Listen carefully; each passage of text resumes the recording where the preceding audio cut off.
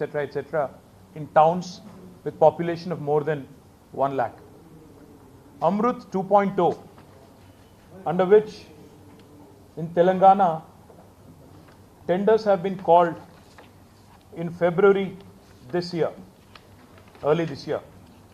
The tenders were called in about 8 packages. I have all the details here, but unfortunately these details you will not find in any of the websites in Government of Telangana. Government of Telangana has been basically keeping them all quiet. Even if you apply under RTI, you will not know कि किसको क्या tender मिला. इसीलिए थोड़ा मैं आप सबके सामने रखने की कोशिश कर रहा हूँ. एक पैकेज बुलाया गया था 1758 करोड़ का, दूसरा 1881 करोड़ का, तीसरा 1135, another one for 1270 and so on. Altogether 6 packages totaling 8,888 crore work have been called for in February this year. Now, why am I speaking in November if tenders were called in February? In fact, in Hyderabad, in the state of Telangana, we've been making this point very strongly. I have to point out to one company specifically. This is a company called Shodha Constructions. उसका directors का report भी मैं आपको दे दिया हूं, copy एक देख लीजिएगा. ऑडिटेड रिपोर्ट है. 21-22 में इस कंपनी की नेट प्रॉफिट थी 2.2 crore. It's a very small company which has no qualification, no capital of sorts even to execute any kind of work. In 2021, this company's net profit was 3.5 crores. In 21-22, the net profit was 2.2 crore. I am sharing the document of the company from the audited report, from the director's report. Now, this company belongs to the brother-in-law of Chief Minister Revant Reddy. Now, this brother-in-law's name is Srujan Reddy, and this company, Shodha Constructions, is an unknown entity as far as Telangana is concerned, as far as Andhra is concerned. With a net profit, let me remind you again, of only 2.2 crore. Now, magically, as soon as Revant Reddy becomes Chief Minister, this company magically starts getting a lot of attention, and the crony capitalism that Rahul ji keeps talking about. This is a classic example of that. I have written an elaborate letter to Sri Manohar Lal Khattar ji, which I have shared with all of you. In this, I would like to point out, this company, an unknown entity, which no qualifications, most importantly, with no qualifications whatsoever, to actually be able to execute large quantum of work to the extent of 1,137 crore, has been awarded a package which is humongous for the company of this size, and most importantly, this has only come to the fore.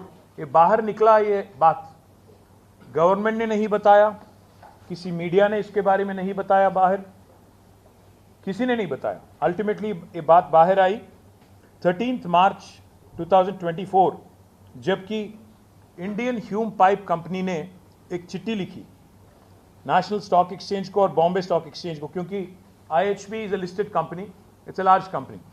IHP ने एक चिट्ठी लिखी कि हमने तेलंगाना की government ने जो tender बुलाई, इसमें एक जॉइंट वेंचर हमने बनाई AMR के साथ, शोधा कंस्ट्रक्शन के साथ, और हमें एक इसमें काम मिला 1137 crore. But here is the interesting part.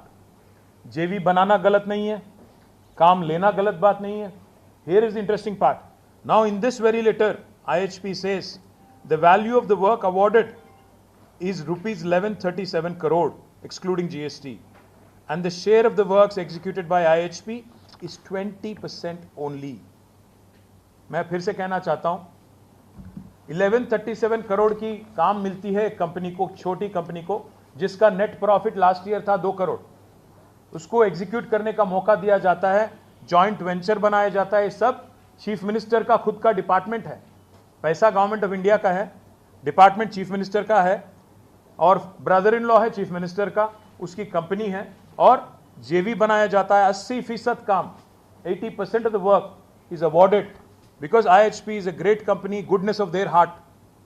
इतनी ज़्यादा उनकी बड़ी दिल है कि इतने बड़े कंपनी होने के नाते, उनके इतनी बड़े कंपनी होने के बावजूद उन्होंने ये तय किया कि सिर्फ और सिर्फ 20% काम वो करेंगे। मुझे तो शक है कि 20% भी वो नहीं करेंगे, वो भी अल्टीमेटली फिर रेवंत रेड्डी जी के ब्रदर इन लॉ को दिया जाएगा। इससे बड़ा क्रोनी कैपिटलिज्म का एग्जाम्पल कोई और नहीं हो सकता।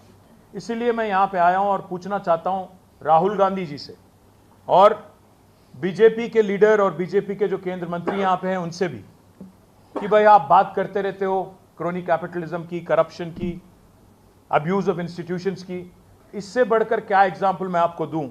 इसीलिए मैं कल शाम में हमारी पूरे टीम के साथ मनोहर लाल खट्टर जी से मैंने मुलाकात की। उनसे रिक्वेस्ट भी मैंने की कि आप इमीडिएटली सारे के सारे वर्क्स 8,888 करोड़ जो आपने टेंडर बुलाए, इसको आप बर्खास्त करें, पूरा रद्द करें, कैंसिल करें और इसमें एक जांच, डिपार्टमेंटल इंक्वायरी हो, चाहे हो आप you can refer it to CVC, whatever you deem is appropriate, please do it, because office of profit एक खतरनाक इंस्टीट्यूशन है। मैं आपको 1 मिनट में ऑफिस ऑफ प्रॉफिट भी बताना चाहता हूं, इसमें क्या क्या हुआ इससे पहले मैं बताना चाहता हूं। This is also a violation of article 191 sub clause 1 of the Indian constitution, because office of profit में आपको याद होगा हेमंत सोरेन जी पे केस हो गया, ईडी का आज केस चल रहा है। साथ ही साथ आज अमृत 2 में जो भी हुआ तेलंगाना में, it is not very different from what was alleged against Hemant Soren. It's very similar. Likewise, let me also remind